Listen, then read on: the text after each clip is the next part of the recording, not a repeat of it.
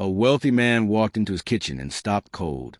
His son was clinging to the maid, crying uncontrollably. The reason behind those tears? Darker than you think. Keep watching until the end, because the truth will shake you. The black limousine crawled up the long driveway of the Kane estate, its headlights sweeping across hedges trimmed too perfectly to feel alive. The mansion rose in the distance, a cathedral of glass and stone built to intimidate more than welcome.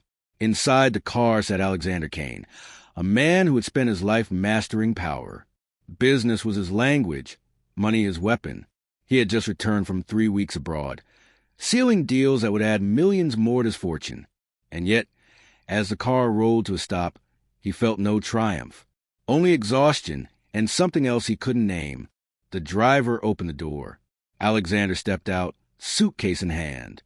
The air was cool but heavy. His shoes clicked against the stone steps as he entered the mansion.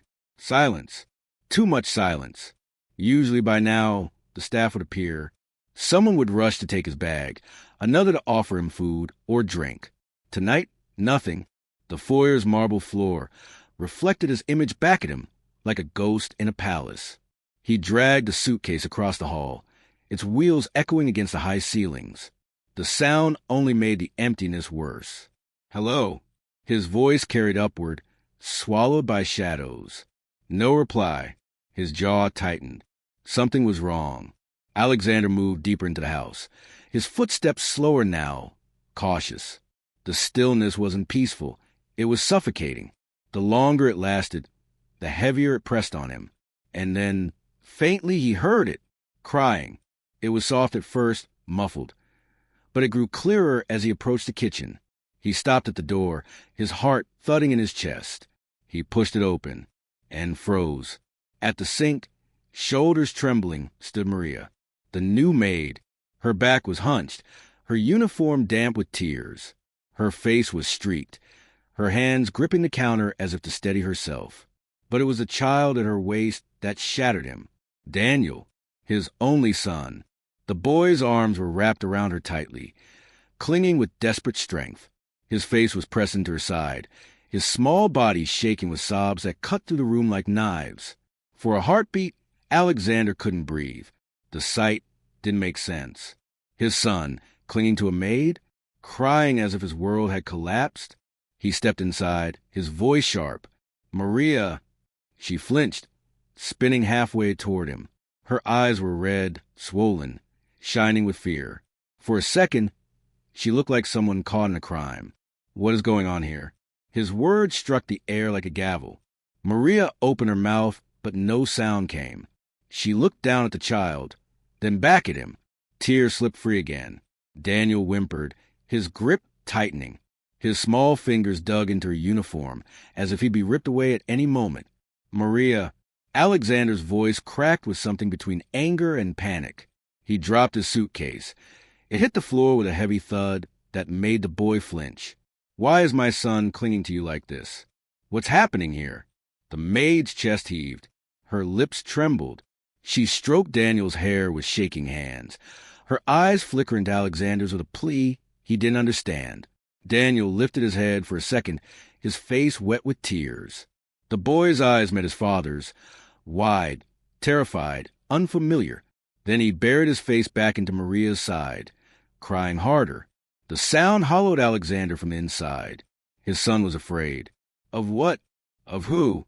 He stepped closer, reaching out, but Daniel shrieked, clutching Maria even tighter.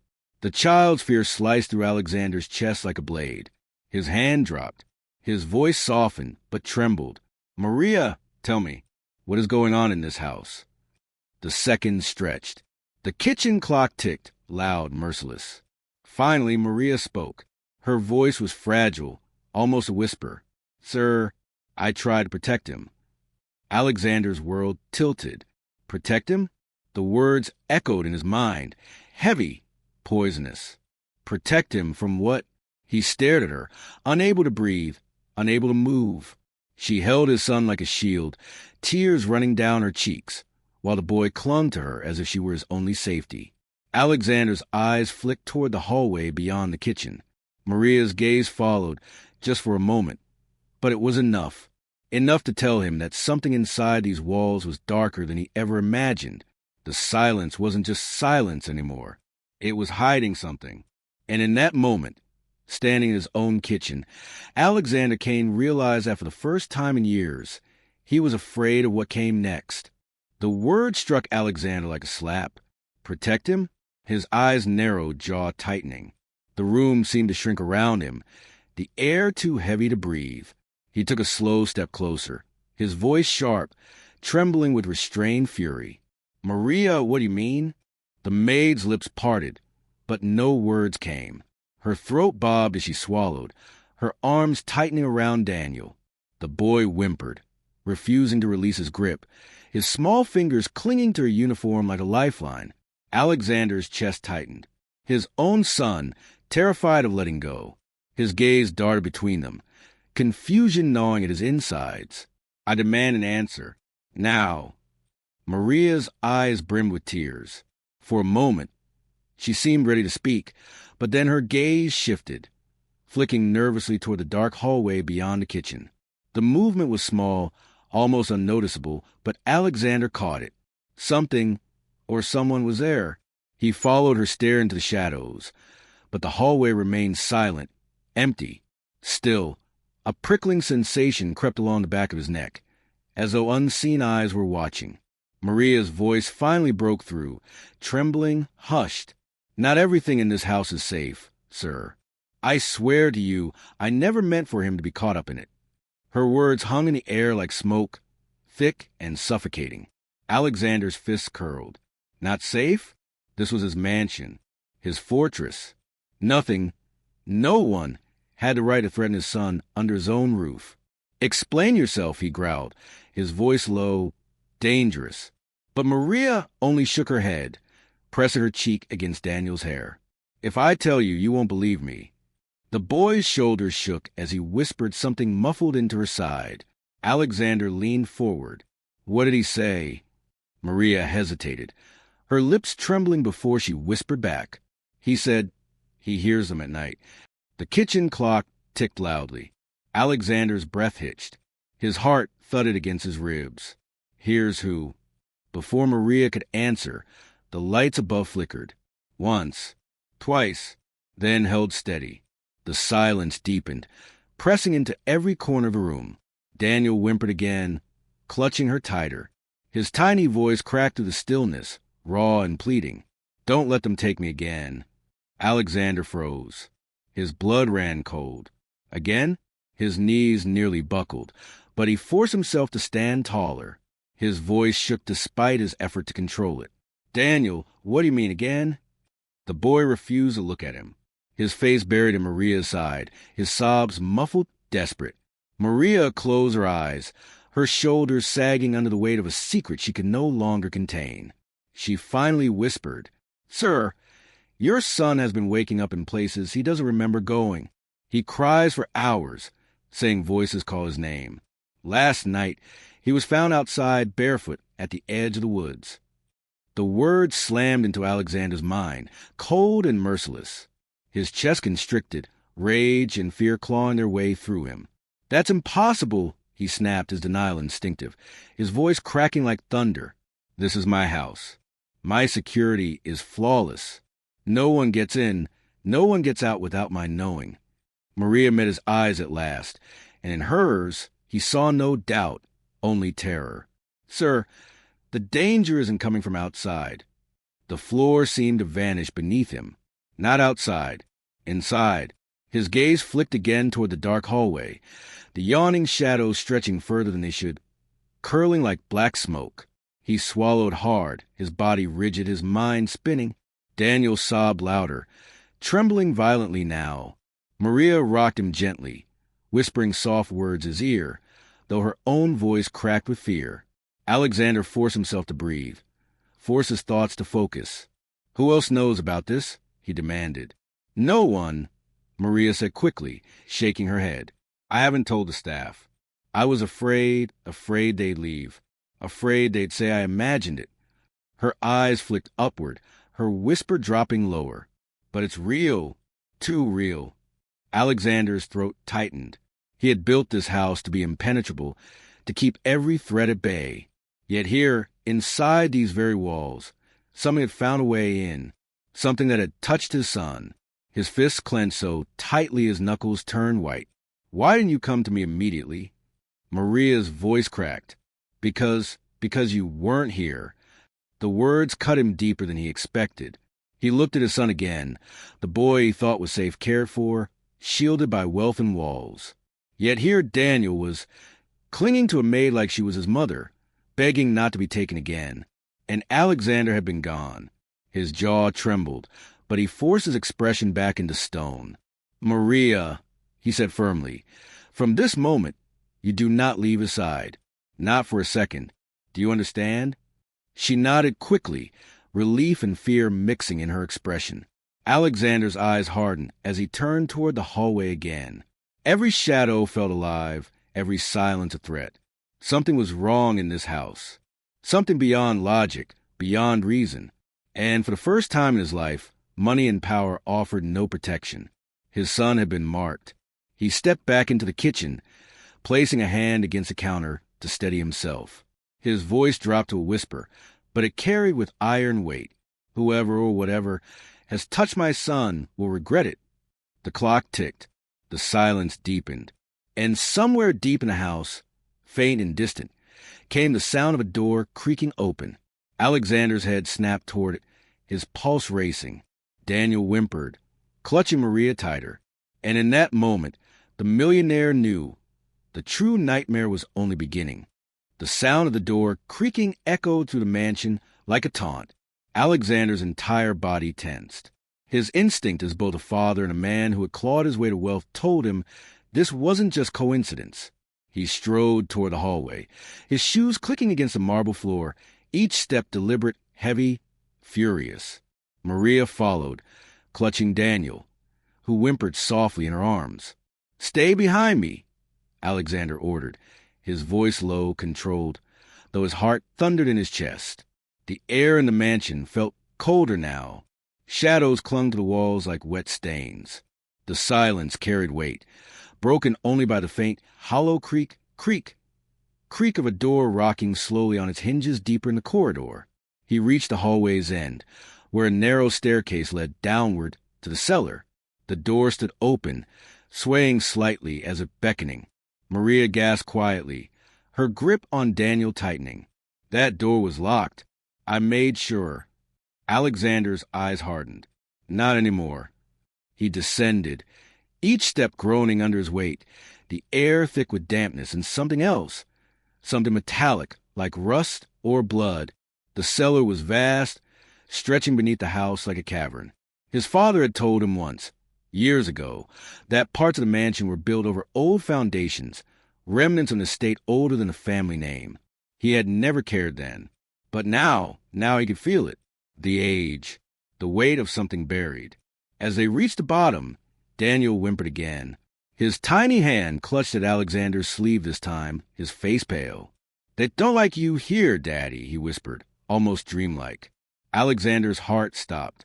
"Who?" he asked, though part of him dreaded the answer. "The people in the walls," Daniel said, his voice small, trembling. "They tell me secrets."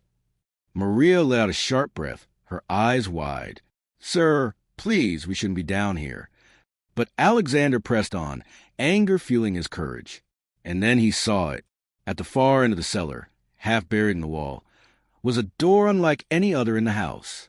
It was old, older than the mansion itself. Its wood blackened, scarred with deep carvings that looked almost like symbols. The air around it felt different, colder, thicker, charged. Alexander stepped closer, his breath shallow, his hand instinctively reaching for the iron handle. Maria's voice broke behind him, desperate. "Don't touch it, please." But it was too late. The door groaned as it swung open, revealing a passage that descended even deeper, into earth untouched by light. A smell poured out, damp and rotten, thick with centuries of silence. Daniel whimpered, pressing his face into Maria's shoulder. But Alexander stared, transfixed. Something in him needed to know, needed to see what lay hidden beneath his house. He stepped through. The passage led to a chamber carved from stone, its walls etched with the same strange markings as a door. And in the center of the chamber, half collapsed but still looming, was a table. On it lay objects, relics, old photographs, a journal thick with dust. Alexander approached, brushing dirt from the book, his hands trembling despite his iron will. He opened it. The handwriting was his father's. The words made his blood turn to ice. The bargain must be upheld. Wealth for protection. The boy for the voices.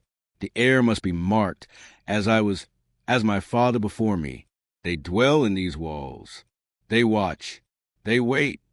Alexander staggered back, his vision swimming. His father, his empire, his fortune. None of it had been pure. It had all been bought with a pact sealed with blood. Maria's whisper broke the silence, horrified. He knew all this time. Alexander's eyes darted back to his son, clinging desperately to her, pale and trembling, his heart shattered. The boy for the voices. Daniel was the price. No! Alexander hissed, his voice breaking. He slammed the journal shut, his hands trembling. No one touches my son. Not my father.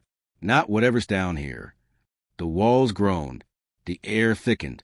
A low, guttural whisper slithered through the chamber, so faint it barely existed, yet it vibrated in their bones. He is ours. Maria gasped, clutching Daniel tighter. The boy screamed, his small body convulsing as if invisible hands pulled at him. No! Alexander roared, rushing forward, tearing his son from the unseen grip, his arms wrapped around the boy, holding him against his chest, shielding him with everything he had. You will not take him. Do you hear me? You've taken enough from this family. It ends with me. The whisper grew louder, angrier, shaking the stone walls, rattling the chamber. Symbols on the walls seemed to pulse faintly with light. But Alexander stood his ground, clutching his son with one arm while his other hand pressed against the journal. You made a deal with my father, he spat into the darkness. Not with me, not with him. That deal dies tonight. The chamber roared, dust falling from the ceiling, the earth itself quaking. Maria screamed for him to stop, but Alexander didn't. He tore the journal in half, his voice hoarse with defiance. You will never have him. I'd burn this house to the ground before I let you touch him again. The whisper shrieked, then cut off. Silence thundered through the chamber, heavier than before. Then stillness. The pulsing faded. The trembling stopped. The air lifted, faintly, like a storm had passed. Daniel clung to his father's chest, sobbing quietly, but alive. Safe. Alexander held him tight, tears pricking his eyes for the first time in years. He looked at Maria, whose face was pale with shock, but whose arms still trembled from protecting the boy. The millionaire, once defined by cold wealth and untouchable power, realized the truth in that moment. His fortune meant nothing. The only treasure he had ever truly possessed was his child in his arms. And nothing, not even the shadows beneath his mansion, would ever take that away. Epilogue. Weeks later, parts of the mansion were sealed. The cellar was filled with concrete, the old door buried forever. Alexander had doubled his security, not against thieves, but against secrets of the past. Daniel no longer woke, screaming at night. His laughter began to return, slowly, fragile but real. And Maria remained by his side, not just as a maid, but as a guardian who had seen the truth when no one else would. Alexander Kane was still a millionaire, but in his heart, he knew he had nearly lost the one thing that money could never buy back. His son. And the voices in the walls? They were silent. For now.